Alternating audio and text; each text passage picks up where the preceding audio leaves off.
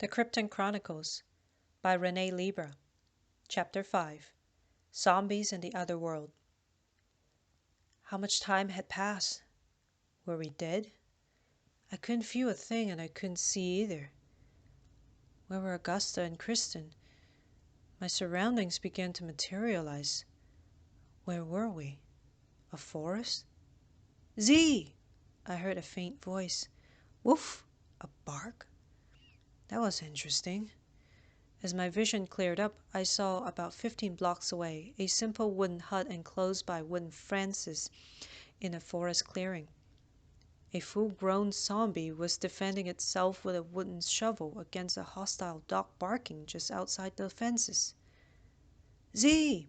The zombie called as the dog kept launching itself towards it. Hurry up and getting the pork chop!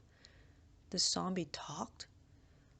Why was it not burning under the sun? A child-sized zombie emerged from the hut with a pork chop. It tossed the meat a good 20 blocks away into the dense forest. What a strong arm this little zombie had. The dog chased the pork chop and disappeared into the woods. Great work, Z, the zombie praised. Now let's get inside before it comes back. Oh, my rotten flesh! The zombie spotted me. More humans! The zombie panicked. Kneel, Z, and beg for mercy. The zombies kneeled and kept their heads down. I stumbled to get back on my feet and was barely able to keep my balance. I was more so at their mercy. Hadrian! Augusta's voice appeared behind me. Thank the master of the block she was okay. Are those zombies talking? They are talking zombies. Kristen emerged from behind a bush. Though I haven't seen one in a while. They too were hunted down by the ruthless King Steve. Kristen! We all survived the blast. My rotten flesh, they have a Kreepton servant with them too. The adult zombie, a female one, mumbled in fear and bowed down her head even lower. Please forgive us, we didn't mean to interrupt your hunt. No fear, my rotten friends. We're not hunters, and I'm no servant. These humans are my friends. Kristen approached the rotten pair and extended a hand. Please rise. I'm Kristen. What are your names? I'm Zella, and this is my son Z. The zombies looked up and began to stand just as Zella noticed the overcoat on Kristen. That crest. Kristen. My rotten self, if it isn't the Honorable Prince Kristen! Zella dropped back on her knee a nano-click and pulled Z down with her. Prince Kristen? Your surprises are endless. Augusta and I were shocked to learn yet another secret behind that green face. That explains all the fancy talk. On your feet, you two. I'm no prince. Not when I have failed the Talics. He helped the zombies up and turned to address us with a sense of shame. I lost the title long ago when our civilization was destroyed. Well, we have more pressing matters to discuss. Kristen returned his attention to Zella. May we request your help in assessing our positions? We seem to have been taken to unfamiliar grounds. Of course! Zella gave a bow. Please come inside before the dog comes back. The zombie's hut was simple and everything was made out of wood. It was only 4 by 4 in size with a small fence window on the opposite wall of the doorway. Inside, they had only a crafting table, a spruce wood table, 2 chairs, and all kinds of tools. Some I did not have the slightest idea of what they were for. Zombies are master of woodwork like Kreeptons are with our inventions, Kristen pointed out. They're also incredibly strong. All 5 of us being in the hut was quite cramped. I'm so sorry, we don't really get visitors. Zella felt embarrassed for mistreating the prince. That's just fine, we can stand, Kristen said in his full regal elegancy. I'm simply honored to be in the home of some familiar faces. Once we settled down, Kristen began inquiring our location. Is this, by any chance, still Talic? No, it is not. Zella thought for a click. You meant to say you came from Talic? Like through those obelisk portals? Yes, we have found a way to make that journey, and looks like it worked and brought us to you.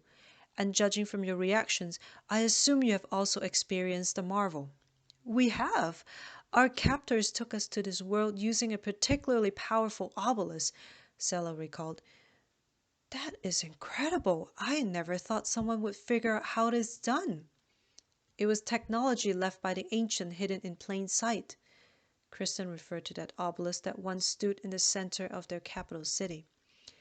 Our scientists found out how it worked during the wars, but it was too chaotic of times to even let anyone else know about it. Kristen told the zombies of how he discovered the Chronicles and how we built the obelisk. Sela was so impressed that she even hoped that perhaps they would be able to build one here and finally return home. That is a comforting thought. Kristen gave a warm smile. But for now, let's focus on our current situations. All right, of course. Sela oriented herself. Mountains, rivers, forests. This looks very similar to Talik, I observed, looking out the small window into the wilderness. If you are referring to the home of the once rich civilization of the Taliks, sadly it is similar, but it can't never be our Talik. Sela's tone was sad. This world is ruled by the kingdom of Gab. It belongs to the humans, or rather King Steve.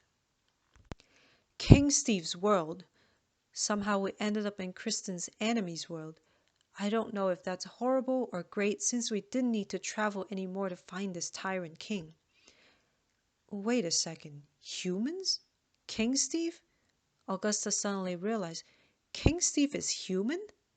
He is, beyond a doubt, Zella said with disgust, but caught herself addressing two humans. My deepest apologies. I really didn't mean to offend. I don't panic. Augusta gave her a pat on the shoulder to calm her. We're not like King Steve. But wait a click. A question popped up in my head. Kristen, were you by any chance haunted by humans? Yes, I was, said Kristen, detecting where I was getting at. Then why trust us? We could very well be your enemies. Augusta expressed her curiosity. But you aren't. Kristen was very certain of his ability to judge a character. If you were, from the moment you found me, you had ample chance to finish me off. Yet you didn't. That is true, I said. Back to the subject. Kristen wasted no time in getting back to business. Tell us about this world and all that King Steve has done to our kinds. Certainly, Your Highness. I mean, Mr. Kristen.